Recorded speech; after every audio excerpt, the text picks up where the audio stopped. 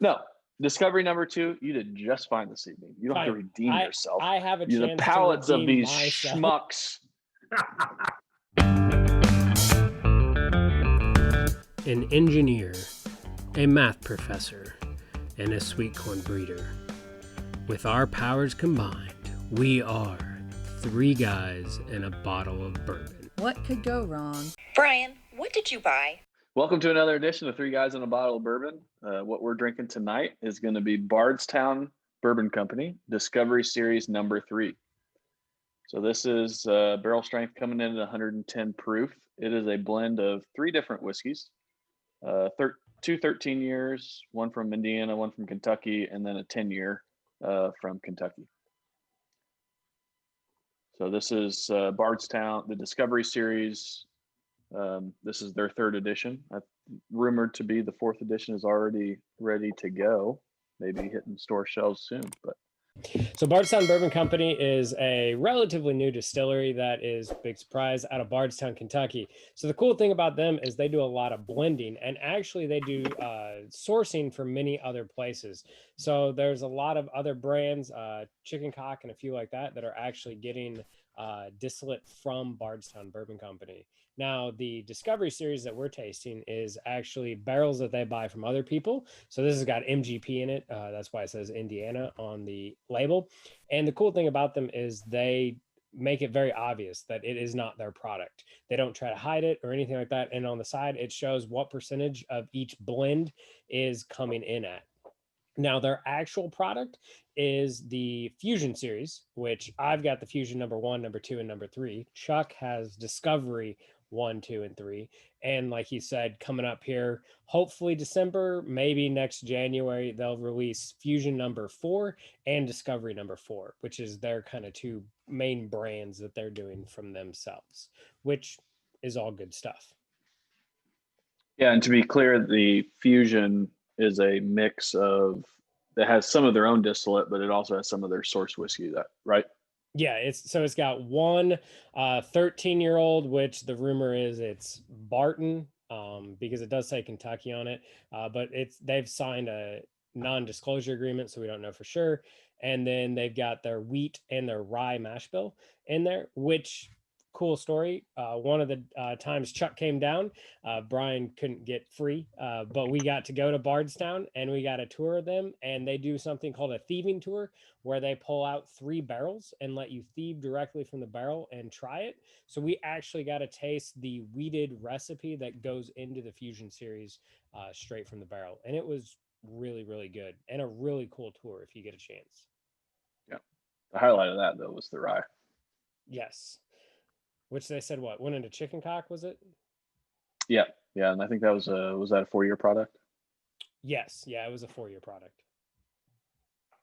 So, and I was just going to say that I own none of these simply because they're out of my price range. But I prefer to just tell people it's because I can't find them where I'm at in Missouri. So, I mean, to be fair, so the Discovery Series is coming in generally around $110 or $120. The Fusion Series, however, is more. It's less than 50. It's about 45. Is that right, TJ? 45. So again, I'm lucky here in Louisville. It'll be at Kroger on sale for 45 because they generally get more than they can sell. And Kroger, for some reason, thinks bourbon goes bad, so they put it on sale all the time, which is really amazing. But usually MSRP. Yeah. Oh, I don't. MSRP is right around $55. So you can find the Fusion Series right about 55. Yeah, the Discovery Series is right around the 120 mark. And then maybe in a future episode, we'll show or review some of the other ones they have, their special releases, which are really, really good. They do a lot of really good finished products. And the cool thing about them is they finish them longer than most places. So most places, if you get a finished bourbon, it's about 3 months in the barrel. And Bardstown likes to do it 16 to 18 months in the barrel. So a really good one we've had is Fusion, is Prisoner. And then, of course, Chuck's favorite, and we kind of all agree with him. Anytime you can find a Bardstown Bourbon Company and Copper and Kings collaboration, just buy it. Don't ask, just buy it. Yeah, the best is the apple brandy barrels. Oh my gosh. Yeah. All right, so to get back to this one, Since when is the Brian the one that's keeping us on track? I know, right? Well, to be every fair, now and then Brian keeps us on track. and to be fair, the first thing we always rate is the color to give people what it is, and he hasn't done that. So I'm just gonna put that out. We're going medium copper on this right. color here. So on the nose, it is an MGP product, and which before we ever record, we always taste some 45% of an MGP product. Okay, 45% of an MGP product, and we always do some other stuff before we record, just because we can and it's fun.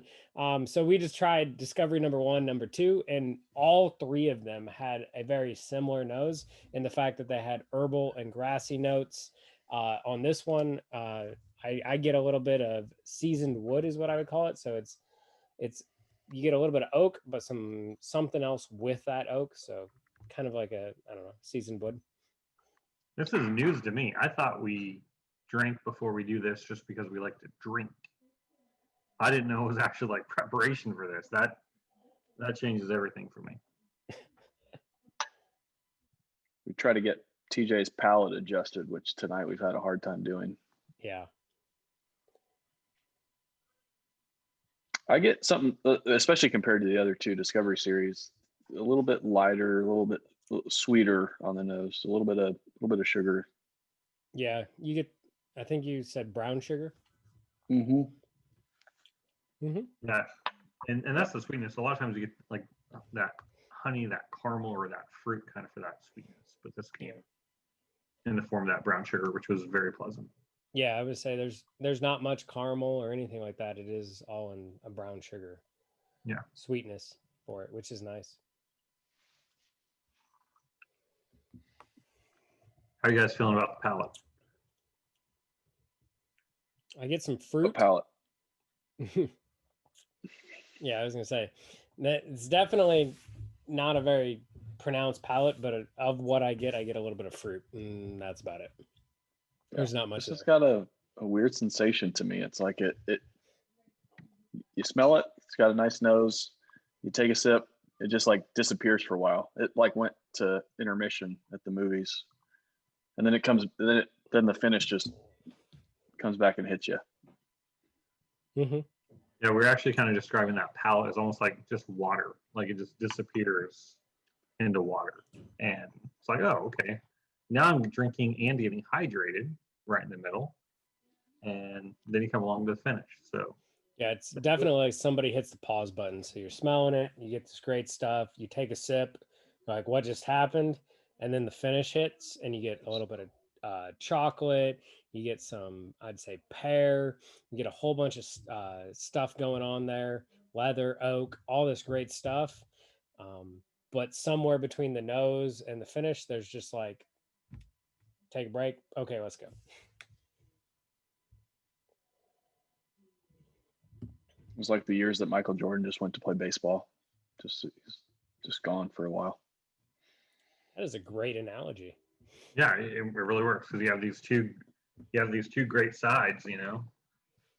It's like championship level, pause, championship level. Mm-hmm. Perfect. All right, so for the final breakdown, the price, like we said, is about $110 to $120 is what you're looking at.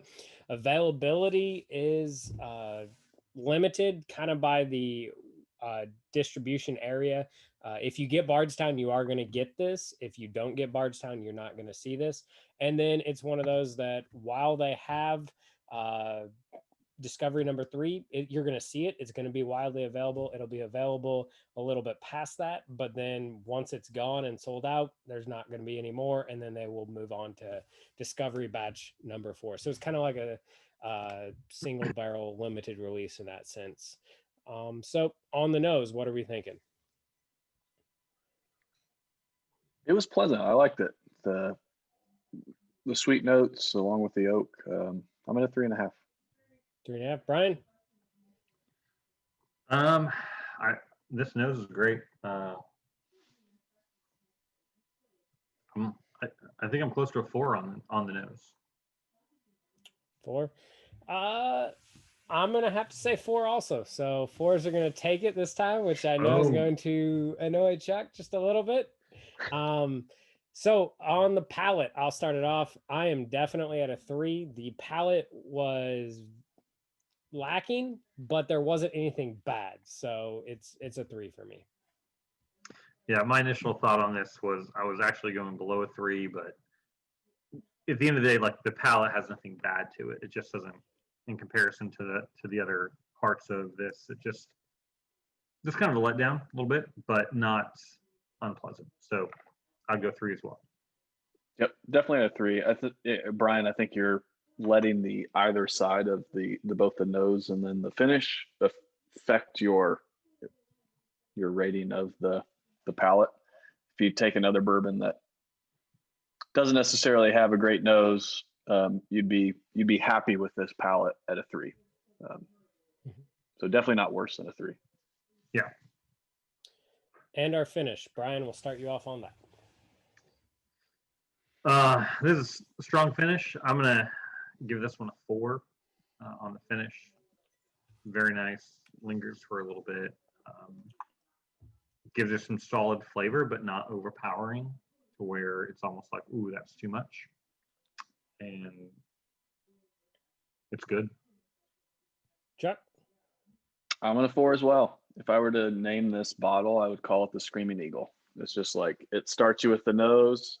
It's going to come down like a roller coaster, and then it's going to come back up. So it came back up to the finish of the 4. After that great metaphor, how can I not agree? So we'll go with a 4 also. So the final assessment, are you going to hunt this thing? Are you going to buy it if you see it? Or is it just one like, if I could get it at a bar, I'll do that, but I don't need to actually own a bottle? Brian? I'd start. I think if I'm looking at getting a nice bottle in kind of that $100 range, this is a buy if I see it. You really can't go wrong with the Bardstown product. I feel like so not something personally I'm going to hunt for, but if I see it and I'm looking kind of for a nice bottle to add to my collection, this is definitely kind of a one I would buy without regret. I'll go next because I know Chuck is the biggest Bardstown fan out of all of us, so we'll let him finish it off. I would buy it if I saw it and I didn't have a Bardstown on my shelf already. But I am going to put a caveat on this that if I saw batch 2, I would buy that over batch 3. But it's not necessarily one I would hunt for, but it's one that if you're looking for a vertical flight to have, meaning that you want to have every type of bottle, personally, I'm doing the Fusion series 1, 2, and 3, and I'll get 4 coming up here because I'm lucky to have a really good friend that is doing the Discovery series, which he's putting out there 1, 2, 3, and he will also do 4. So with him being the absolute Bardstown expert and Discovery series expert, we will let Chuck take it away. Yeah, I mean, I'm going to buy every Discovery series that comes out for sure. Like I fell in love. Actually, number 2 was the first one I had. Fell in it. I think it is the best of the 3. How much of that one's left, by the way? I have a backup bottle though. Well, I mean, first off, let's be honest. I'm a corn breeder, and then there's like a corn etched on the back of this bottle. So, like, I'm obligated to buy this, despite the fact that it's really good whiskey. Yeah, you have a responsibility to your field. Exactly. To buy every single one of those bottles you come across. Yeah. Now, am I going to hunt number 3? Probably not. I'm going to be happy with the one I have. It's definitely good, and it's in the price class. But I don't find the need to purchase the backup bottle. Now, I did purchase a backup bottle of number 2, but you really can't go wrong with the Discovery series. I mean, these are well-aged products, either sourced likely from MGP, Barton.